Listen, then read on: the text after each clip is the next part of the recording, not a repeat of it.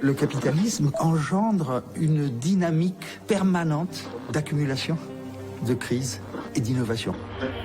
I believe that open markets and free enterprise are the best imaginable force for improving human wealth and happiness.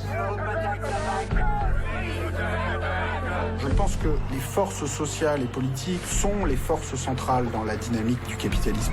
Did you ever have a moment of doubt about capitalism? Is there some society you know that doesn't run on greed? Comment Adam Smith verrait-il le monde économique qui nous entoure? Je crois que Keynes aurait dit qu'il y a une faille dans l'économie. Hayek a écrit La route de la servitude comme un avertissement. Il faut toujours être prudent avec Marx et ses bons mots. Pour moi, Polanyi a été un séisme intellectuel. Si je devais caricaturer Ricardo, je dirais qu'il ressemble à George Soros. Si vous retournez chez Adam Smith, Marx, Schumpeter, vous avez des embryons de mécanismes vous permettant de comprendre la crise actuelle. D'où vient le capitalisme? D'une évolution naturelle de nos sociétés? Ou de théories élaborées au fil des changements politiques et technologiques? Nous sommes tous partie prenante d'un système dont nous connaissons mal les origines.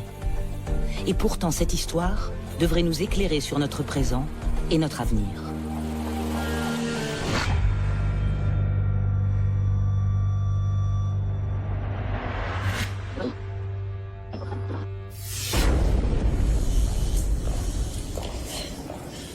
Lord Keynes, welcome, sir. It's a pleasure. The pleasure's all mine. Tell them I've arrived. And then tell them I've arrived. Hayek contre Keynes. C'est le débat qui a modelé la pensée économique de tout un siècle. On en a même fait un clip après la crise de 2008. Freddy. Keynes. Hey, listen, party at the Fed. L'économiste autrichien Friedrich Hayek débattait avec son confrère britannique John Maynard Keynes. Comment sortir de la sévère dépression des années 30, la pire crise que le capitalisme ait jamais connue.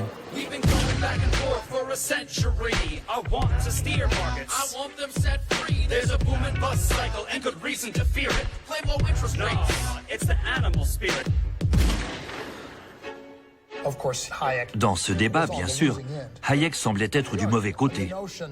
Sa conception des dépenses publiques, impuissante à réduire le chômage, s'était révélée définitivement caduque.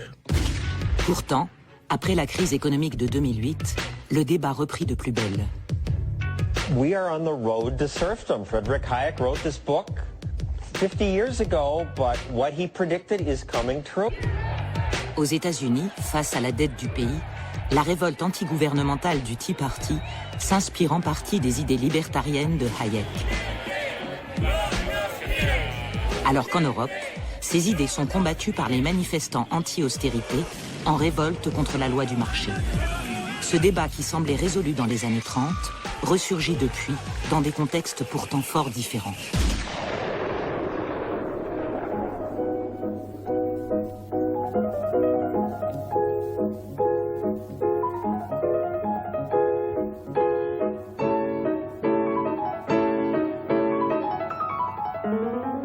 We've come to Freiburg in West Germany, where I'm going to be talking to Professor Friedrich von Hayek.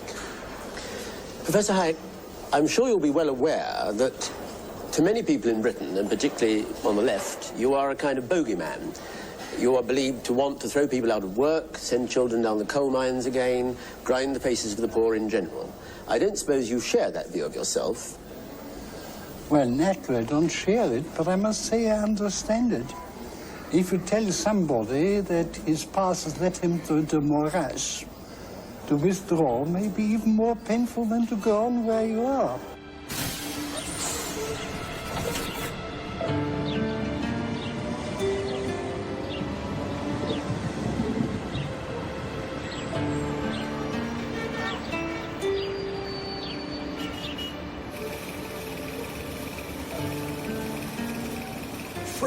Friedrich Hayek est né à Vienne en 1899. À cette époque, Vienne était la capitale de l'Empire austro-hongrois. Encore adolescent, il sert dans l'armée autrichienne lors de la Première Guerre mondiale. C'est au cours de ce passage dans l'armée qu'il est pour la première fois confronté à la réalité économique et au nationalisme de l'ancien empire austro-hongrois.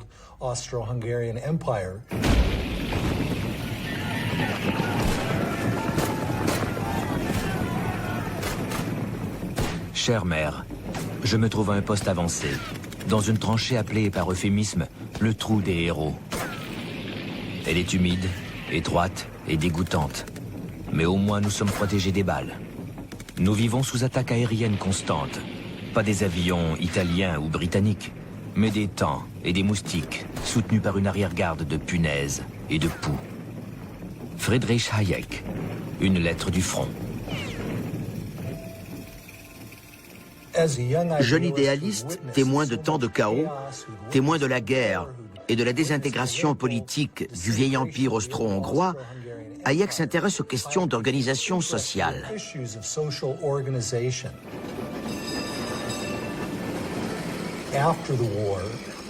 Après la guerre, de retour dans la capitale, il s'inscrit à l'université de Vienne, qui, immédiatement après la Première Guerre mondiale, accueille de nombreux étudiants de tout l'Empire.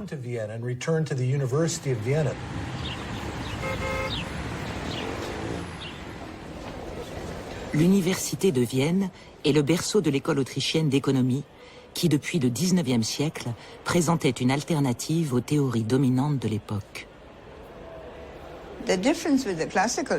La différence avec l'économie classique était qu'il traitait non pas de grandes entités sociales, de classes,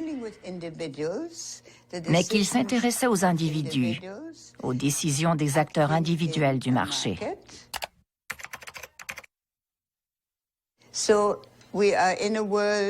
Donc, nous sommes dans un monde entièrement individualisé avec des consommateurs individuels, des producteurs individuels, considérés comme des petites entreprises indépendantes.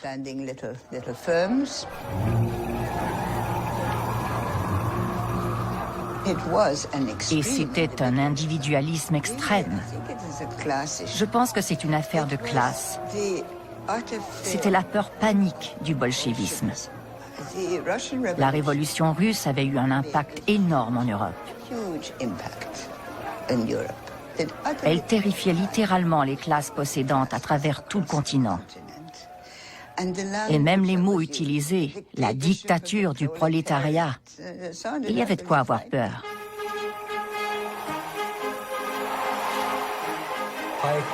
À l'origine, Hayek avait les idées d'un socialiste modéré.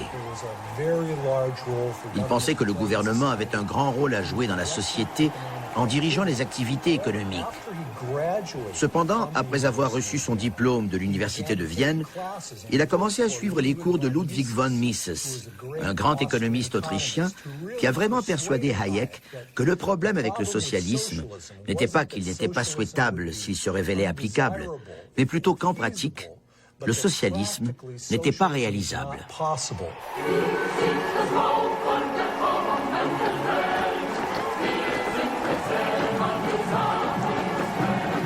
The idea of socialism was always connected with a firm conviction that there is only one good plan possible and that only one plan ought to be put into practice.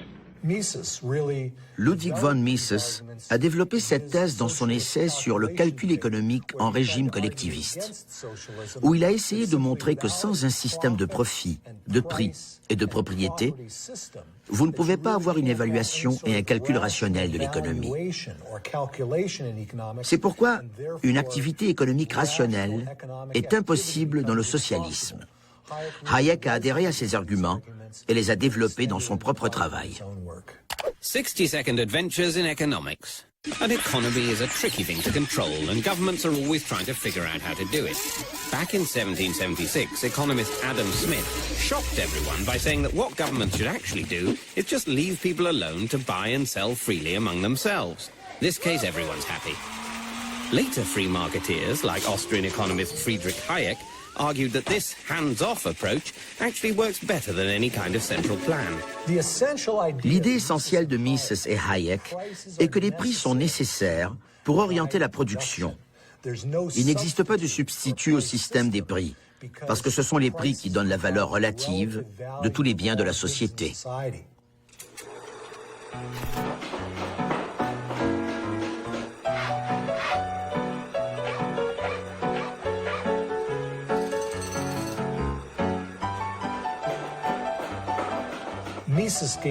Mises donne l'exemple de la construction d'une maison. Il dit qu'une maison peut être construite en bois, en béton, en acier. Vous pouvez aussi utiliser la brique ou le verre. Combien de chacun de ces matériaux doit entrer dans la construction d'un bâtiment? Sans une norme rationnelle qui fixe les prix, il est très difficile de déterminer la manière la plus économique de construire une maison. Order of international cooperation has been built on such a signaling system. And these signals, you mean, are the prices in a free market? Entirely the price in the free market, which alone have made the present level of wealth possible. Isn't it a philosophy based essentially on selfishness? What about altruism? Where does that come in? It doesn't come in. See, both altruism and solidarity are very strong instincts which guided man in the small group where he was serving known other persons, when his efforts were directed to the needs of familiar people.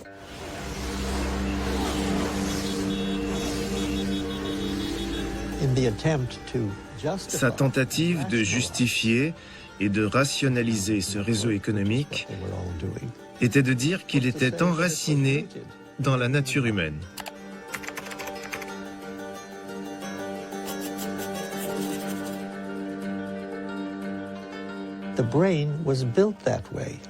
Le cerveau est ainsi fait et c'est rationnel. Tout autre type de système économique serait ou ingérable ou simplement irrationnel, sans ces garde-fous que sont les prix.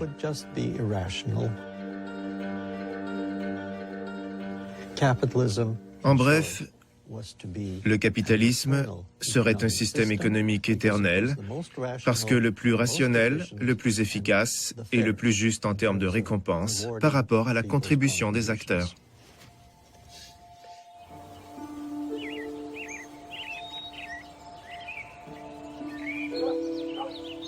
Si les idées de Hayek ont été forgées dans le chaos de la Première Guerre mondiale, John Maynard Keynes a mûri intellectuellement dans cette maison de Charleston, en Angleterre.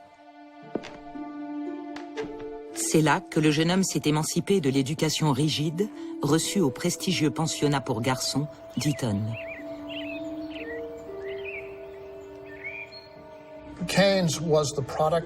Keynes était issu d'une vieille famille victorienne appartenant à l'élite universitaire de Cambridge.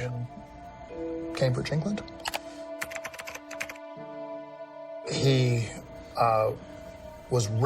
Il a été élevé et éduqué dans un milieu de philosophes et de mathématiciens.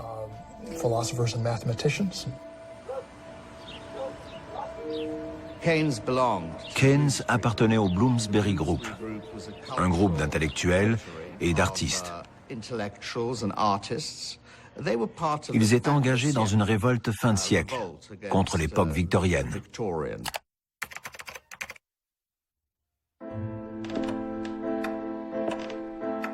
On trouvait cette révolte dans l'art, dans la littérature et dans la philosophie.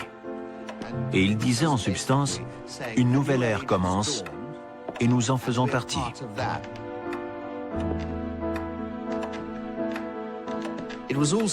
C'était également une époque de libération sexuelle. Ils ont renié les conventions du mariage. Ils avaient de nombreuses expériences homosexuelles et Keynes, dans sa jeunesse, ne fit pas exception.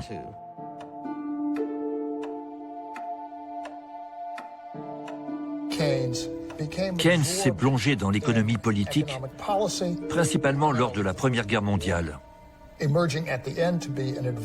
À la fin de la guerre, il fut nommé conseiller du Premier ministre, Lloyd George, à la conférence de paix de Paris qui a conduit au traité de Versailles.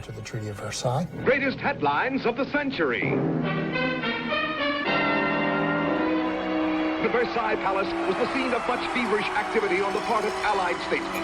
Woodrow Wilson from the U.S., George Clemenceau of France, Lloyd George of England, and Premier Orlando of Italy represented the four major powers at the conference. Months of argument had achieved a final treaty that was offered without discussion to the German delegation headed by Count Brockdorff-Rantzau. Une expérience profondément décevante et amère qui l'a conduit à écrire ce livre remarquable, Les conséquences économiques de la paix, en 1919. C'est probablement le premier livre d'économie à être devenu un best-seller mondial. Il y dénonçait le traité et prédisait que s'il n'était pas révisé, la sanction serait cruelle. Once again, the world was at peace, a peace that was destined to last for but 20 years before the same defeated country of Germany would again plunge the earth into a second Great War. Il disait que les dettes que les Alliés imposaient à l'Allemagne ne seraient jamais honorées. Il disait que ce tribut ne pourrait pas être maintenu année après année. Ça allait à l'encontre de la nature humaine et de l'ordre social. Et il avait raison. Je crois qu'il pensait que les mauvaises politiques économiques conduisent à de mauvaises politiques. Et qu'il faut avoir une économie compatible avec le maintien de la cohésion sociale et de la stabilité politique. Et si vos théories économiques vous conduisaient à ignorer ces deux choses, alors vous alliez au-devant de terribles ennuis politiques et sociaux.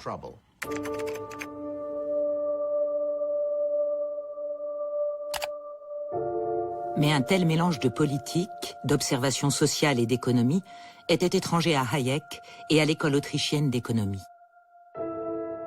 Chez Hayek, effectivement, on ne prend absolument pas en compte le phénomène des réparations et des circuits de la dette entre les divers pays belligérants, les États-Unis, après la Première Guerre mondiale. C'est le mérite de Keynes d'avoir illustré que ceci était un mécanisme impossible. Mais il est assez normal que Hayek ne l'ait pas détecté parce que dans sa théorie, à l'extrême rigueur, le taux d'intérêt jouait un rôle dans la processus de capital, mais le crédit en lui-même n'était pas traité. En reconsidérant le traité de Versailles, Hayek aurait peut-être admis que la bulle spéculative qui avait éclaté en 1929 et déclenché la dépression avait pris racine dans l'insistance des États-Unis à être remboursés pour les prêts accordés à leurs alliés pendant la guerre. Les Alliés se sont tournés vers l'Allemagne. Vous devez nous rembourser pour que nous puissions acquitter la dette que nous avons contractée auprès des États-Unis pour vous vaincre. Et en vertu du traité de Versailles, la dette allemande était infinie, sans limite. Le remboursement des prêts s'est mis en place, mais il exigeait de maintenir les taux d'intérêt artificiellement bas pour que les pays puissent payer leurs dettes. Les investisseurs à la recherche de rendements plus élevés se sont alors tournés en masse vers le marché boursier. Soaring out into the wild blue yonder, stocks hit what looks like a permanently high plateau. But conditions are fundamentally sound, aren't they? On s'aperçoit que la différence entre Keynes et Hayek, c'est que Keynes s'intéressait beaucoup au marché boursier, observait l'économie. Il observait l'économie et voulait la théoriser. Hayek voulait une théorie normative de l'économie. Et donc, les phénomènes qui ne rentraient pas dans la théorie, il ne les observait pas.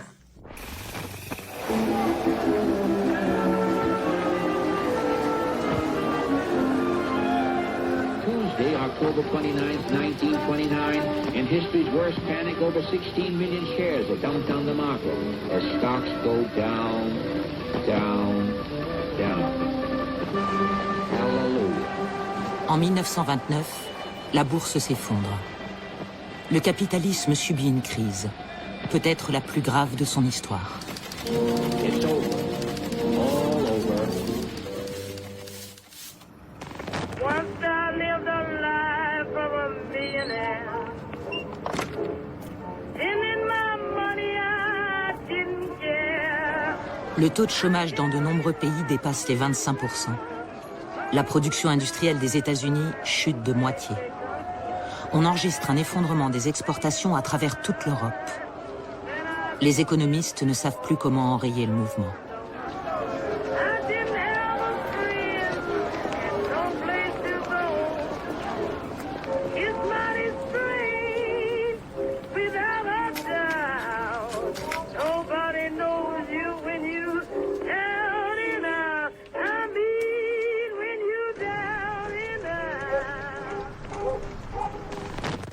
En 1931, Hayek a été invité par Lionel Robbins à donner une série de conférences à l'école d'économie de Londres.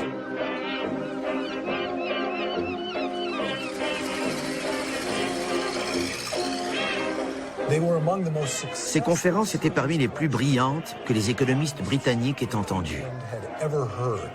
Elles semblaient donner une réponse à ce qui n'allait pas avec la Grande Dépression.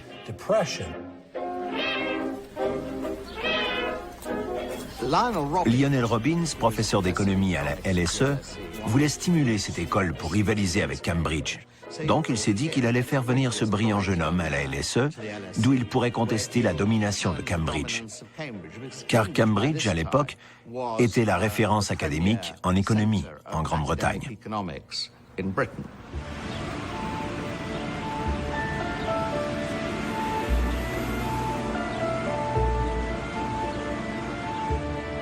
Et voilà comment le fameux débat du siècle a commencé.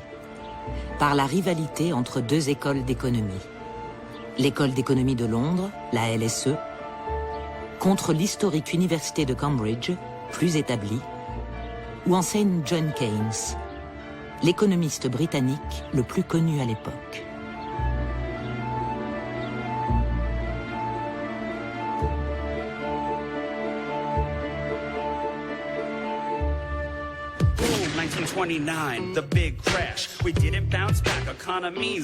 Keynes, qui avait prédit la crise plus de 10 ans avant, devait avoir la solution.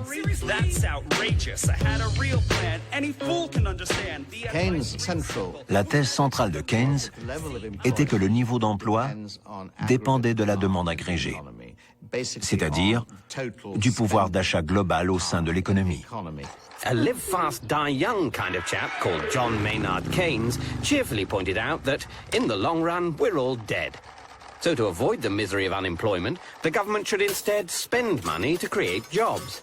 Whereas if the government tightens its belt when people and businesses are doing the same, less is spent, so unemployment gets even worse.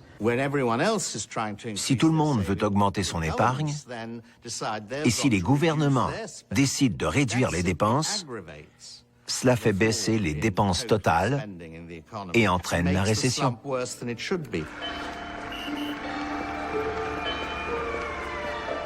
Pour Hayek, il y a eu trop de production de capital, parce que les taux d'intérêt ont été maintenus artificiellement bas par le Bureau de la Réserve fédérale. Cela a encouragé une surenchère de la capitalisation, ce qui n'était pas viable.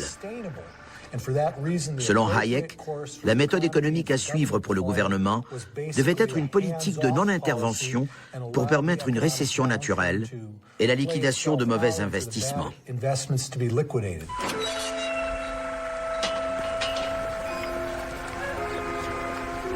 Pendant que Hayek est à Londres, ses idées sont mises en pratique en Allemagne.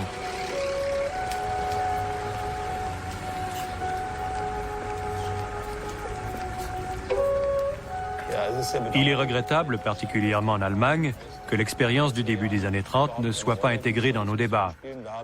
Le chancelier a essayé de réduire au maximum le déficit budgétaire dans une situation d'extrême récession, de dépression. Et Brüning a réussi, c'est impressionnant. Germany, which is putting all her energies to the gigantic task of setting their house in order by hard work and sound economy, will feel encouraged in a heroic struggle for reconstruction and stability. Il a fait des économies telles que dans cette phase d'extrême dépression, l'Allemagne n'a presque pas eu de déficit.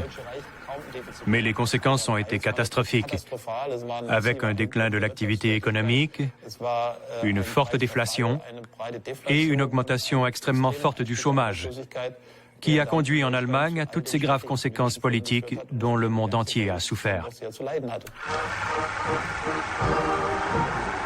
La vengeance sera terrible, annonçait Keynes dans son livre. Son avertissement sur les coûts sociaux liés aux décisions économiques s'est confirmé lors de la campagne électorale de 1932 en Allemagne. 13 Jahre lang haben sie wirtschaftlich, politisch bewiesen, was zu leisten sie fähig sind. Eine Nation wirtschaftlich zerstört den Bauernstand ruiniert, den Mittelstand verelendet, die Finanzen in reichen Ländern, in den Kommunen zerrüttet, alles bankrott und 7 Millionen Arbeitslose. Sie können sich finden, wie sie sich finden wollen. Dafür sind Sie verantwortlich.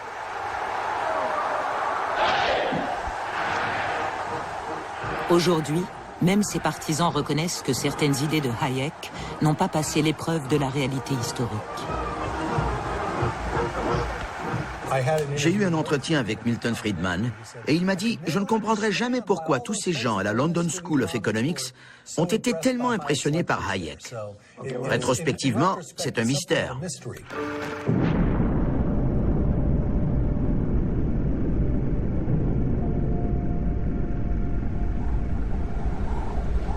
À la fin de la guerre, Hayek est oublié et ses idées laissées de côté. Ce que dit Keynes retient bien plus l'attention des sociétés en train de rebâtir sur des ruines.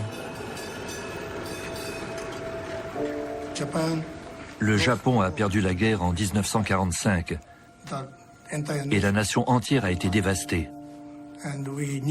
Nous devions reconstruire le pays.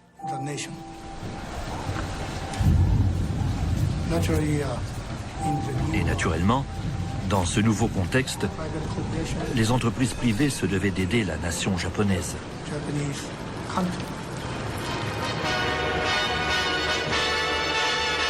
You could imagine yourself at Earl's Court if you wandered into the New York Motor Show.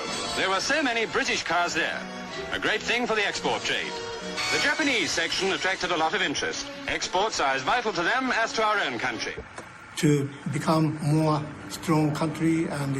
Pour devenir plus fort, meilleur économiquement parlant, nous devions exporter des automobiles. En gagnant des devises, nous pouvions importer du pétrole, de la nourriture et tout ce dont le pays avait besoin. C'était un des devoirs de Toyota d'exporter pour obtenir des devises. Dauphine Renault, la plus vivante des 4 places, 115 km/h et seulement 6 litres au 100. En France, Renault, nationalisé, embauche dans le cadre de la reconstruction nationale. C'est le signe que l'État n'est pas forcément l'ennemi du marché et que le capitalisme peut se soucier du social, contrairement à ce qu'affirme Hayek. Entre 1950 et 1980, on a en Europe et au Japon une croissance exceptionnellement rapide de l'ordre de 4-5% par an pendant 30 années consécutives. Ça fait maintenant depuis 30 ans, de 1980 à 2010, où on a une croissance dans les pays riches qui ne dépasse pas 1%, 1,5% par an en moyenne. On reste dans cette nostalgie des 30 glorieuses pour un monde où on pensait avoir domestiqué le capitalisme, domestiqué les inégalités. C'était en partie une réalité, mais ça venait aussi du fait que les crises entraînés par les guerres mondiales et par la dépression des années 30, avaient conduit à une remise en cause complète du laisser-faire économique. As the people of Britain began digging out from among their ruins, they fixed all their energies upon one goal, a post-war society stabler and more equitable than any Britain had ever known. La puissance publique, à partir de 1945, non seulement a créé des systèmes de sécurité sociale, de protection sociale, mais aussi à mettre en place un système de régulation des marchés financiers, d'entreprises publiques dans de nombreux secteurs, qui de fait ont permis, au moins pendant cette période, de domestiquer le capitalisme, de réduire les inégalités. C'était en partie une illusion lié à ce phénomène de rattrapage, de croissance élevée, mais pas seulement. Ça venait aussi du fait qu'il y avait un compromis politique passé avec le capitalisme qui était différent. Keynes meurt en 1946 dans une société qui semblait partager son point de vue. Qu'en est-il de celui de Hayek? En 1944, il avait publié ce livre, en guise d'avertissement contre ce qu'il voyait prendre forme autour de lui.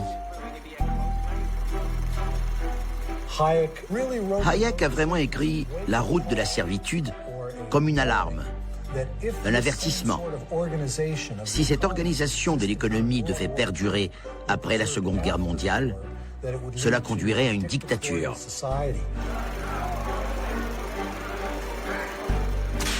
Pour Hayek, les racines du fascisme et du nazisme ne résident pas dans l'effondrement économique, provoqué en partie par le libre marché non régulé, mais dans son exact opposé, l'abandon des idées libérales qui constituent la base du libre marché.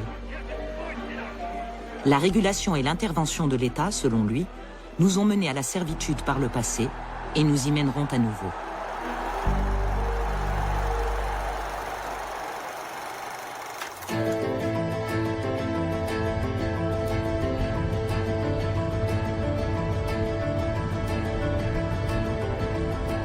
Voyant leurs idées marginalisées après-guerre, Hayek et ses disciples trouvent un refuge intellectuel dans les Alpes suisses.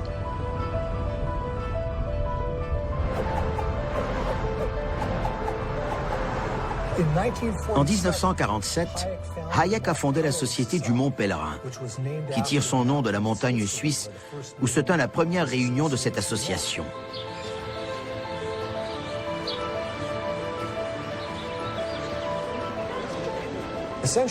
En fait, c'était un groupe international d'économistes, d'universitaires, de philosophes, de journalistes, qui se retrouvaient en Suisse pour des colloques de 8 ou 10 jours. Le jeune Milton Friedman y participait.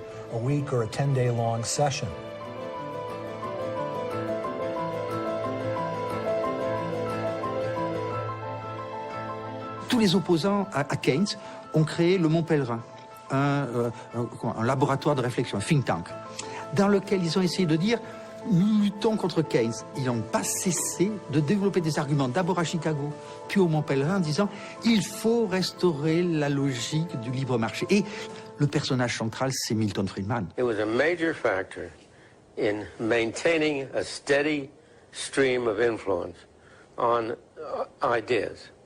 It enabled people who were isolated in their own countries once a year, at least, to get together with people who felt the same way they did, to be in a situation in which they could discuss issues without worrying that somebody was trying to stick a knife in their back. Hayek est un économiste ésotérique, un économiste pour économistes. Son influence pratique est très faible, alors que celle de Milton Friedman a été tout à fait importante sur cette restauration du monétarisme, restauration du rôle minimal de l'État.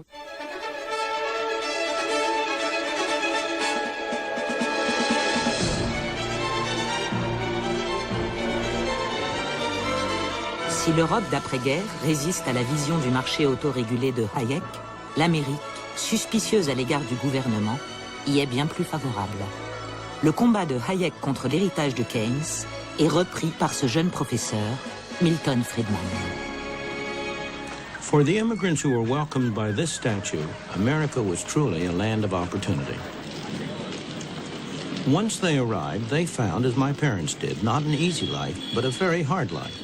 But for many, there were friends and relatives to help them get started, to help them make a home, get a job, settle down in the new country.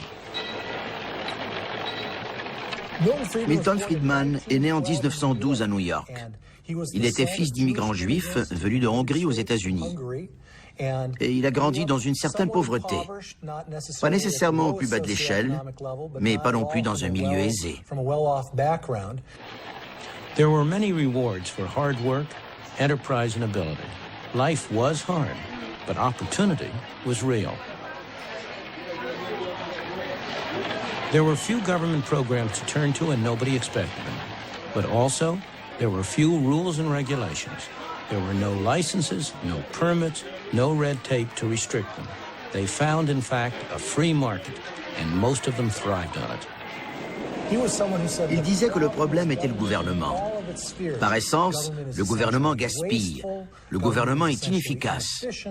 C'est pourquoi nous devons permettre au marché de jouer un plus grand rôle dans la société, et en particulier de jouer un plus grand rôle dans l'économie.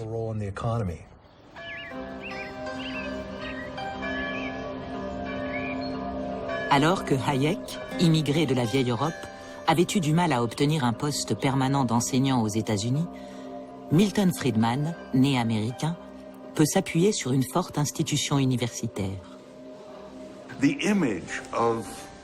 L'empreinte de l'école de Chicago à l'extérieur de Chicago, en dehors de nous, n'est qu'à moitié idéologique.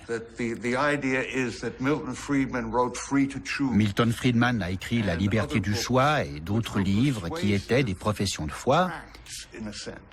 Mais dans ses cours, il n'a jamais rien enseigné de cet ordre. Nous n'avons jamais eu un seul message dans l'esprit de la liberté du choix. Il nous apprenait le fonctionnement du système des prix et des êtres humains dans la sphère économique. J'ai été l'un des premiers étudiants de Milton Friedman. J'ai découvert plus tard que parmi les étudiants de Milton Friedman, il y avait deux groupes. Un des groupes est devenu celui de ses disciples pour la vie.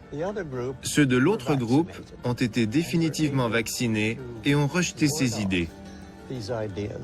Bien sûr, j'étais dans le deuxième groupe.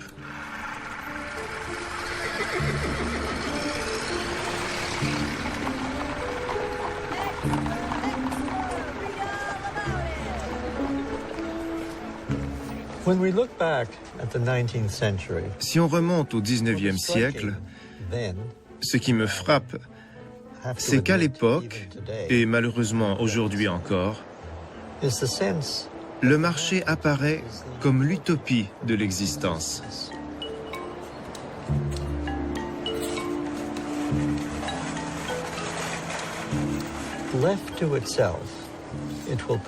Livré à lui-même, il est supposé générer bienfaisance et abondance,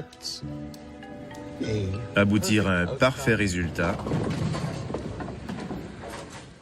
et en plus, il s'autorégulerait.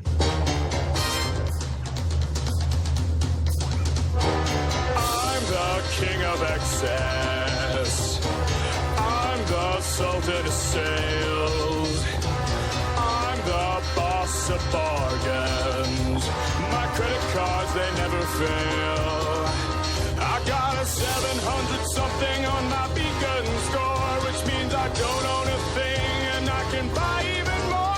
I'm a buffet-eating, tabloid-reading, lovable guy. I get the best of the best that my money can't buy. It's a wonderful life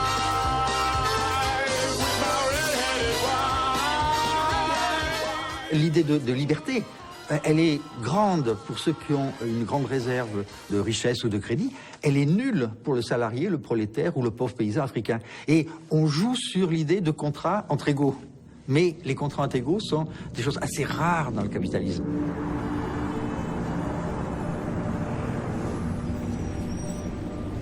L'illusion néolibérale n'est pas quelque chose de nouveau, c'est quelque chose qu'on observe déjà au XIXe siècle. Et de ce point de vue-là, la France est un pays intéressant parce que c'est vrai que la France, après la Révolution française, qui est un peu la révolution bourgeoise par excellence, la France vit vraiment dans cet idéal de l'égalité des droits face au marché.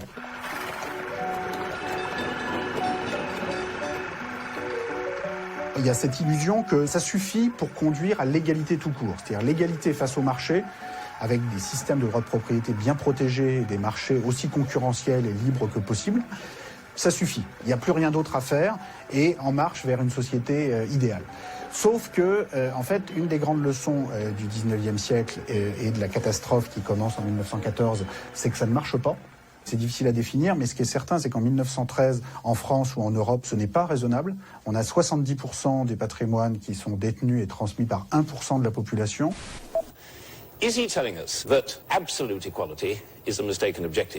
Les libertariens, comme Milton Friedman, en tirent une leçon diamétralement opposée. When you say that it is wrong for government to intervene in the free enterprise system to do something about inequality, you evoke a model of a free enterprise system which does not exist and has never existed to a significant extent in history or anywhere in the world. I agree with you that everything called free enterprise is not free enterprise. But I challenge you to find a single example in history at any time of any society where people have been relatively free, and I don't mean merely what you call merely economic freedom. I mean freedom in the full sense. I mean freedom of individuals to pursue their own objectives, their own values, to live their lives. I want you to name me any society in which you've had any large measure of that freedom, where capitalism and free enterprise has not been the predominant mechanism for controlling economic activity. On s'imagine aujourd'hui qu'il suffit d'avoir des marchés plus libres, plus concurrentiels, pour aboutir à une société harmonieuse et à une répartition des richesses, si ce n'est égalitaire, du moins raisonnable dans cette inégalité. Eh bien non, il n'y a rien dans cette logique du marché libre et parfaitement concurrentiel qui garantit ça, pour une raison qu'on peut résumer assez simplement, qui est que structurellement, des marchés très libres, concurrentiels, n'empêchent absolument pas le fait que le rendement du capital puisse être de façon permanente supérieur au taux de croissance, ce qui génère presque inévitablement une concentration très très forte des patrimoines. Cette leçon de la fin du 19e siècle s'est perdue alors qu'a commencé le déclin économique de la Grande-Bretagne et des États-Unis. Au début des années 70, c'en était fini des 30 glorieuses. Avec la crise, l'ingérence du gouvernement dans l'économie est désormais perçue comme un obstacle à la croissance. Milton Friedman et Friedrich Hayek sont de retour.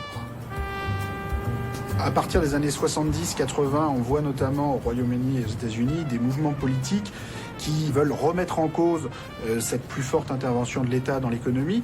Je pense en grande partie du fait d'une réaction face à un sentiment justement de rattrapage par les perdants de la guerre. C'est-à-dire on est très marqué dans les années 70 par le fait que l'Allemagne, le Japon, bientôt la France, voire l'Italie sont en train de doubler le Royaume-Uni, rattraper les États-Unis, et des mouvements politiques se mettent à dire ça va pas du tout, c'est l'État-providence nous a ramollis, il faut en revenir à un espèce de capitalisme mythique du 19e siècle sans État qui va enfin redynamiser les entrepreneurs anglo-saxons.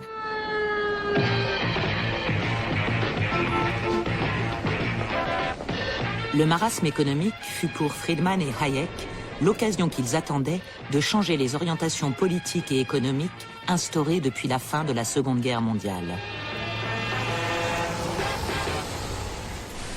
Keynes died in 1946. I have always regarded it as a tragedy that he did not live another decade. He was the one man who had the standing, the personality, the force of character to persuade his disciples not to carry too far some ideas which were good for the 1930s, but which did not apply in the post-war situation. La vérité, c'est que ce rattrapage des 30 glorieuses, dans lequel les pays qui avaient le plus souffert des guerres, Allemagne, France, Japon, Europe continentale, allaient rattraper les États-Unis ou le Royaume-Uni, ce serait produit de toute façon. Donc c'était pas bon, mais politiquement, ça a été utilisé pour remettre en cause l'État-providence.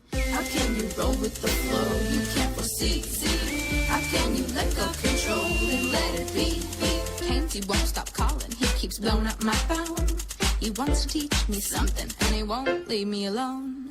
I tell him there's no use in trying, 'cause Friedrich Hayek is my guy. And if you wanna get with a girl like me, you got to let go control of the economy. I said, if you want. Et soudain, Hayek devient cool, même pour les adolescentes rebelles. Ça avait commencé comme un débat entre la vision rigide et scientiste du marché de Hayek et l'approche plus souple de Keynes, en prise avec les complexités de la réalité humaine.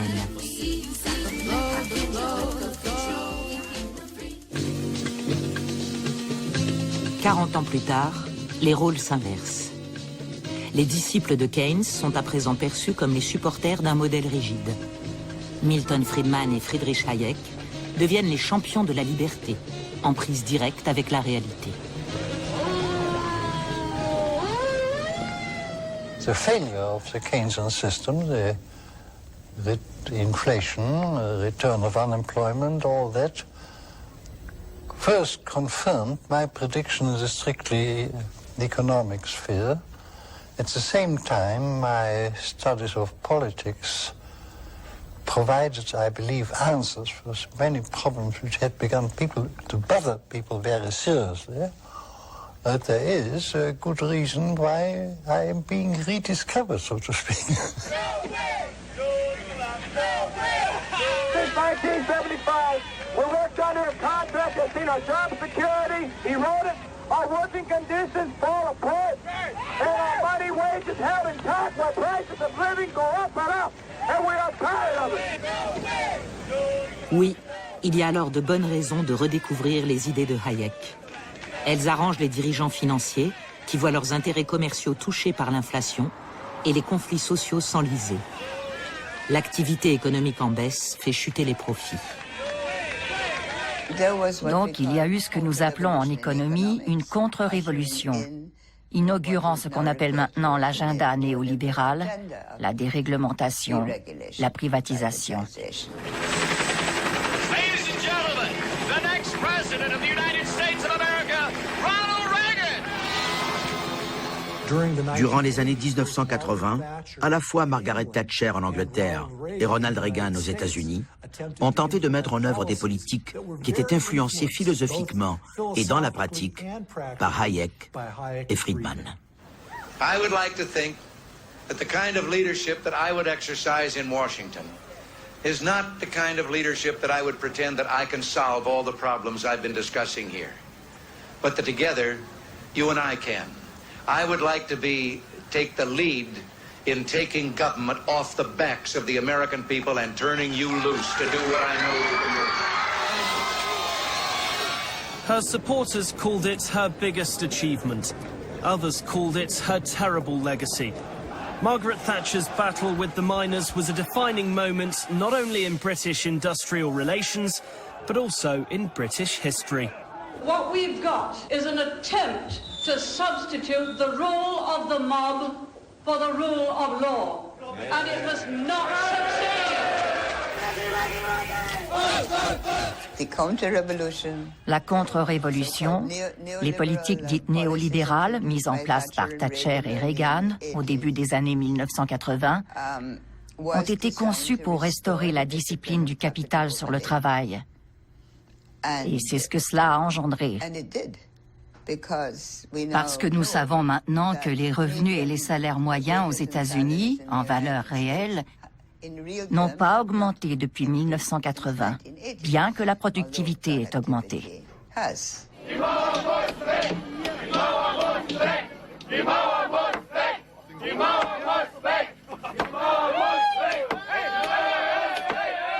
La chute du mur en 1989 et la chute du système soviétique en 1990 laissent le capitalisme sans rival et conduit à une nouvelle période de choix démesurés, disons, dans la capacité d'autorégulation d'un système de libre marché, de libre concurrence et une foi sans limite dans le capitalisme privé à générer ses propres règles. My name is Jordan Belfort.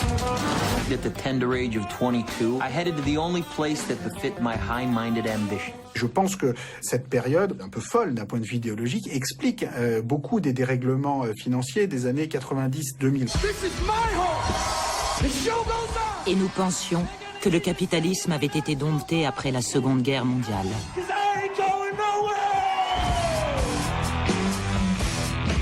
Dans la nostalgie des 30 Glorieuses, il y a aussi la nostalgie d'un monde où on avait passé un nouveau compromis, mais qui était précaire néanmoins.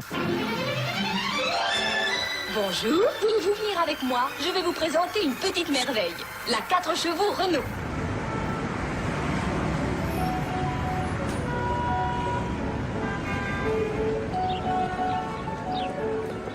C'est important de comprendre que beaucoup des réductions des inégalités qu'on a eues au XXe siècle ont été causées soit par les guerres, soit par des réactions politiques à la suite des guerres qui se sont faites un peu dans l'urgence.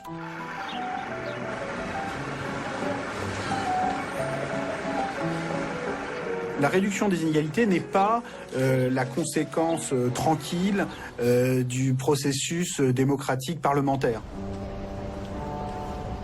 Dans leur vision du capitalisme mythique et indomptable du XIXe siècle, Milton Friedman et Friedrich Hayek n'ont jamais débattu des éléments qui, nous le savons aujourd'hui, ont contribué à ces ravages. L'inégalité, la dette et la spéculation. Milton Friedman a suivi la théorie de Ricardo. La dette ne peut pas créer de problème. Même s'il qualifiait son approche de monétariste et disait que l'argent comptait, la réalité dans son approche est que l'argent n'a pas d'importance du tout, ni la richesse. Vous avez cette vision étroite de la doctrine de l'école de Chicago qui a été adoptée par les banquiers. Ne réglementez pas la banque, ne réglementez pas Wall Street. Ayez une économie déréglementée. Tout va s'arranger parce que les économies tendent vers l'équilibre.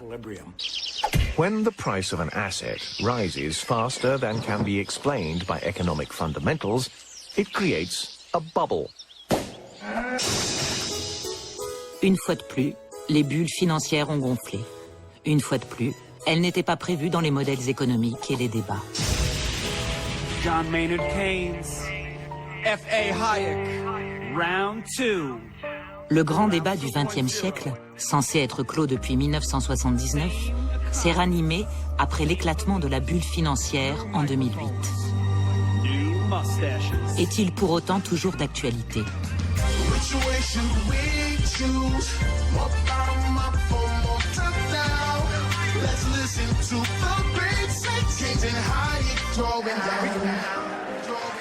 Je crois que toute la théorie économique contemporaine, sauf les hétérodoxes, les marxistes, etc., est bâtie sur l'idée d'un système tellement rationnel qui ne peut pas aller à la crise.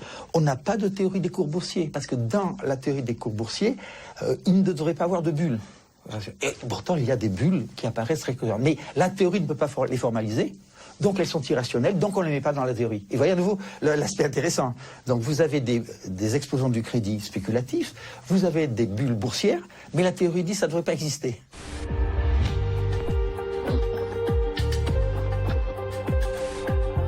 Il semble donc que le grand débat entre Hayek et Keynes, plutôt que d'éclairer la réalité d'aujourd'hui, la rende plus complexe.